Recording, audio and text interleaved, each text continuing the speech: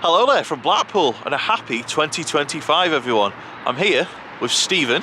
We've come for a bit of a nosy around Blackpool Pleasure Beach or Pleasure Beach Resort ahead of the 2025 season. It's still quite a while until the park opens, but it's been absolutely ages since we've done anything Pleasure Beach focused on the channel in terms of actually coming to Blackpool and creating some content. So I'll start by asking you what you think about Launchpad, the reimagining of Ice Blast. Oh, my first comment when I saw it is it looks a little bit like the big one, doesn't it? Yeah, it's same colours. The colours look very identical. I'm sure they are different, but I do like it's a little bit more colourful. Yeah. I think it always looks a little bit plain as Ice Blast, so I think it's a good thing to have a bit of colour in the park. So I think it's a good choice. Very much looking forward to getting back on it next year. I do like the S&S launch towers. Hopefully they bring back that power it used to have. It used to be one of the better ones, and then it wasn't just Ice Blast, but quite a few of them had a modification that had to be done to the gondolas for safety reasons, and that added a lot of weight to the gondolas. They went from like a hydraulic restraint to a ratchet restraint. There was a choice of different options, so that's why Cliffhanger has a seatbelt. Yes. And that's their secondary. It's the cheapest option they could go with to still be compliant. So yeah, it's not just Ice Blast that was kind of toned down. A lot of the other ones had to go the same thing or different modifications. So if you're ever on a Cliffhanger and you're there with, I'm getting seatbelts everywhere here, that's why. Yeah. So it's interesting you should say that, because I remember in 2017 when I went to Ferrari Land, Portaventura, and they put in a couple of those S&S towers, and I was thinking, if these are going to be like what Ice Blast was like when it opened, they're going to be incredible, they're going to be full of power, and then they were just like, oh, these are not very good.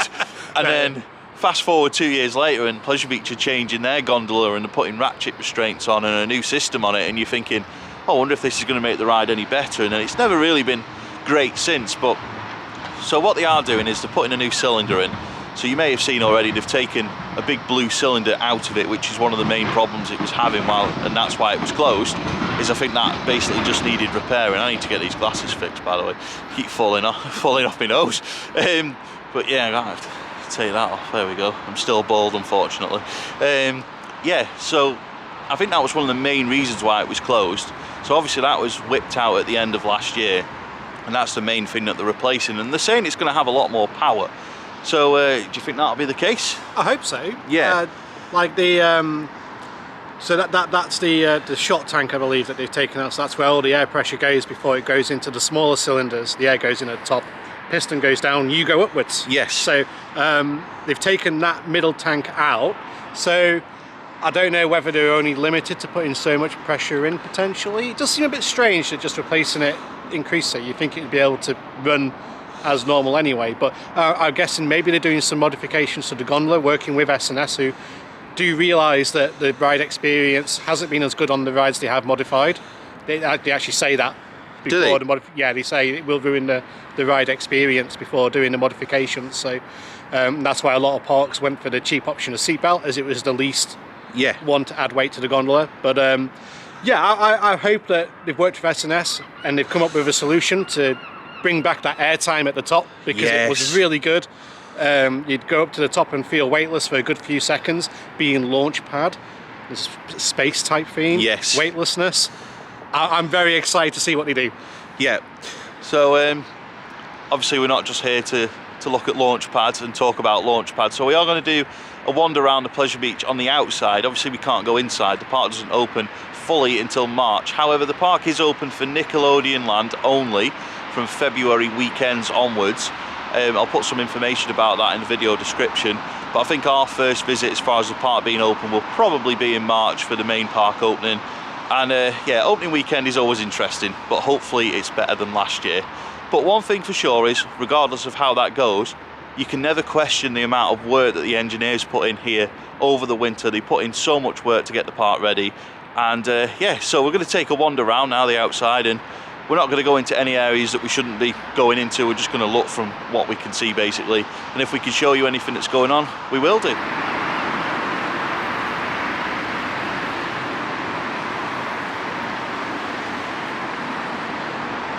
We've started our walk around the Pleasure Beach by taking a look at the Bowlerdrome arcade building.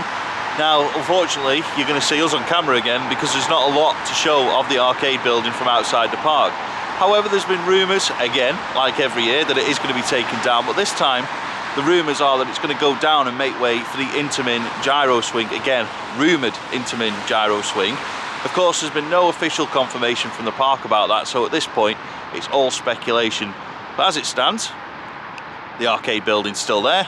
Rumours about it coming down soon are still there, and rumours of a gyro swing are still there. So, yeah, we'll move on to Big Dipper, which at the minute appears to have no station breaks, which of course doesn't matter because it's closed season. Should we read too much into this, Stephen, do you think? I don't think so. I think it's just refurb of the brakes there. Yeah. Now, potentially they could put in a control system or a modern control system of some sort, but like, I think it is just maintenance. Yeah. Brakes and things do come off roller coasters quite regularly for inspection. I think it's just inspection. But you know, if you did modernise the control system, I wouldn't necessarily be against it if it allowed for multiple train operations. So yeah, I don't think it's anything, but potentially could be. Yeah. I wouldn't read into it too much though. It's an interesting point because if they are modernising it into like a new computer system, you'd think that maybe it'd need new trains to go with it, unless they can sort of retrofit the old trains into a new modern system. I don't know how that'd work, but there's no sign of new trains for it. I think it might just be a case of just taking out what they've got and giving it a bit of a refurb, because it's worth remembering for a lot of last season, Big Dipper was on a one-train service, and nobody really knows why, other than the speculation that was out there about why that could be, which I'm not going to go into in video.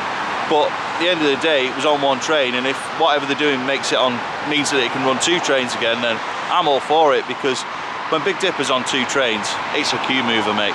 Oh, it is. I have missed it in the latter half of this year, being on one train with walked past last year. We have regularly walked past it because the queue's just been like horrible, heading towards Infusion, and we've gone, nah, we'll miss it. But it is a good coaster as well. I think last year it was running at it one of the best. Yes, it was running really good last year. How good was it at Journey to Hell? Oh, I loved it. And that's one of the things I really enjoyed about Journey to Hell, was doing the rides in the dark, and of course Big Dipper was running absolutely spot on. So yeah, I think I wouldn't be against them modifying it if it can run the two trains again. Like I say, I don't think that is what they are going for. I think it is just inspection, because when roller coasters, you often take, as you'll see in the video, there's going to be lots of parts off rides, and that's because they need to take them off the roller coaster to inspect them. The structures themselves get inspected. There's a lot of work going on. The engineers will be working on the thing behind me just here at height and checking things, and in all weathers. So, you know, big shout out to them for being out in the Blackpool weather, winter weather, which is always quite harsh. Yeah, it is harsh. So yeah, it's just a regular thing. I think some people do get a bit jumpy when you see a bit of winter maintenance going on, like, oh, these trains are in the car park, or this isn't. That's normal. You can't fit everything into the workshop at the same time. Even when I was at Towers with 13, we'd have the train bodies, and sometimes even the chassis outside, because there's just not enough space inside the garage while you're taking everything apart. You need the room, so you will see stuff kind of plopped around the park over winter. That's normal. Yeah, I mean, I have walked around Pleasure Beach out of season with PR team members and engineers over the years, and quite often when we've done these walk rounds, you'll see a River Caves boat just randomly by the big one, you'll see a Grand National car in the fountain. It's just, things just get put in places while work's going on. So yeah, things can end up anywhere, and I think if you've seen a lot of our updates in the past, you'll have probably seen over the years that they do often put a lot of stuff on the car park at this time of the year, and currently they are still on their Christmas holiday. They are back soon, so a lot of work really will start taking place towards the new season shortly. So time to move on to something else, and that is the Grand Prix. As we can see here so far, the Grand Prix is now gone. They've what appears to be removed some of the Bradley and Bella Garden as well. Stephen, I'm going to bring it to you again. What do you think they're going to do with this space? What do you hope they're going to do? Because it doesn't look a massive space. I was going to say, now they've taken it out, because it looked quite big when they had the spiral there of the Grand Prix, but now it's gone. It's like, oh, actually, that is not a lot of space that's been freed up. Now, I'm glad it's gone and not just sitting there. Yes. And that was the big worry I had, that it was just going to close and sit there for 5 years, looking tatty. I'm glad they've just got rid of it. I think closure's good. Get rid of it, get it gone. For the space, I don't really know what they're going to put in there. It's maybe they'll put in a Zach spin. Oh no. And, would you be happy? I'm joking. Would you be happy with something like a Mack powered coaster? Could you see something like that working for families at Pleasure Beach? I think it has to be something like for like. Yeah. Because it was a family ride that went out. I think a family ride should go in. I think a Mack powered coaster would be a great addition. For that, it'd increase the capacity. Yes. Because I think there's only like 7 or 8 cars on Grand Prix before it closed. I remember the queue being quite lengthy, and it was a lengthy queue when it used to have more cars. So I think the capacity boost will be the main thing, attraction that goes in, so to take a few more people, because like 1 or 2 people at a time is not great for a ride that gets a queue going over the bridge, and you know. So yeah, I think that a powered coaster would be a great addition. Yeah, the thing is as well, obviously it's not a massive space where they've taken the spirals out, but you have to remember as well that ride actually went all the way along to the big one at ground level. So I can see how like a powered coaster could work, because it could be very low to the ground. It doesn't need gravity. It's got the power, so it can literally just use the powered coaster element of it to be low down and then come back up into the station and stuff. So I think it could definitely work for them. I want to see a thrill coaster at Pleasure Beach, but I know that we've got to be realistic here, that they have taken a family ride out. They're potentially going to put another family ride in, because obviously, I don't want to mention it, but we've got to mention it. River Caves, it's a family ride, it's closed. There's talk that it might not reopen this year. It's not confirmed. We have to wait and see what Pleasure Beach put on the website in the coming weeks.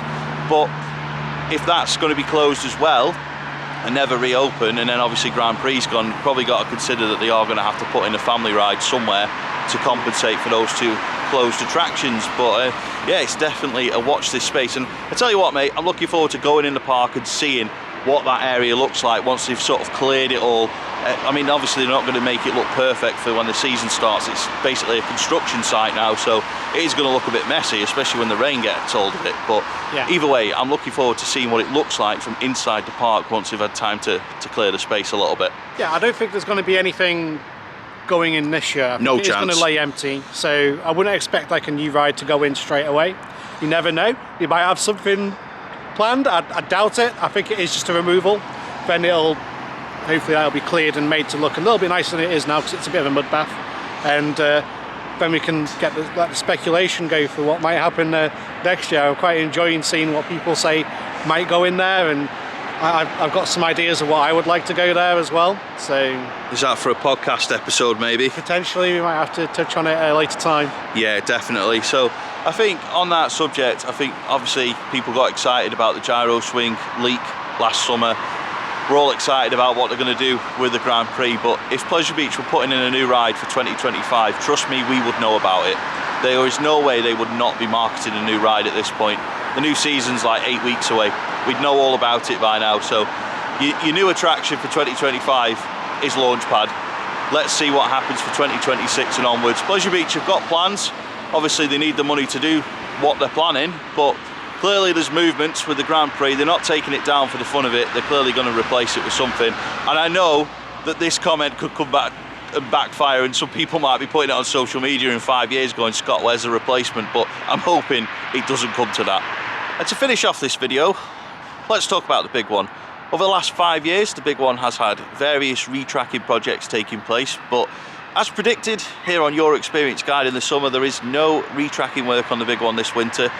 It's not something that is going to happen every year. I think it's something that's probably expensive to do, but also it's worth noting that a lot of the people that were involved at the start of the project have left Pleasure Beach or Tasika since, and things change. So let's bring Stephen in. Any thoughts on the no big one retrack this winter? Are you bothered? To be fair, I don't think it's anything to worry about at this moment in time. They probably feel like there's no need to retrack any further sections. I'm sure the inspections have taken place and they felt like the high G-force sections that it had needed changing.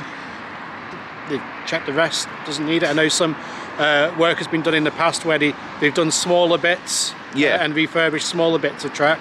So they might well be doing that for a couple of years before considering doing any more retracking. So I wouldn't get too worried about it not being retracked at this point, but you know, I think at some point ports are going to need to be done. Yeah. But I don't think it's that urgent for it to be done right now. So I'm guessing the investment's probably gone into Ice Blast this year, and then maybe next year we'll see something happen with a big one again. Who knows? So yeah, I think it's very much a case of watch this space for the big one's future. They may well do more retracking, or they may well reimagine it. We'll just have to see what the future holds for what was once the tallest roller coaster in the UK, but is still one of the tallest roller coasters in Europe, even if it's not the tallest. But yeah, that's all for now. If you have enjoyed this video, please hit the like button. It's a little thumbs up below. Please comment, please subscribe. Many thanks for watching Your Experience Guide, and we'll see you in the next video.